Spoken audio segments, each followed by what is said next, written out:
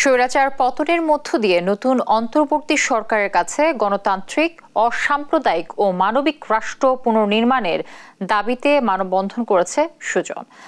সকালে জাতীয় সংসদের সামনে এ মানববন্ধনে সুজন সম্পাদক ডক্টর বদিউল আলম মজুমদার বলেন, শিক্ষার্থীদের আন্দোলনের মধ্য দিয়ে শুধু সরকার পরিবর্তন নয়, বরং রাষ্ট্র সংস্কার ও রাজনৈতিক সংস্কৃতির আমূল পরিবর্তনই মূল লক্ষ্য।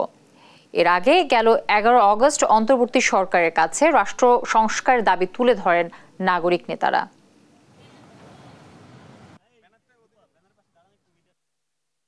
আমাদের অতীতে অনেক সুযোগ সৃষ্টি হয়েছিল এই রাষ্ট্রটাকে মেরামত করার এবং রাষ্ট্রটাকে জনকল্যাণমুখী করার এবং মানুষের কল্যাণে রাষ্ট্র কাজ করার, কিন্তু সেই সুযোগগুলো নষ্ট হয়েছে, সেই সুযোগগুলো ছিনতাই হয়ে গিয়েছে। এবার যেন ছিনতাই না হয়, তো আমাদেরকে সকলকে সেই অতন্দ্র প্রহরী ভূমিকা পালন করতে হবে।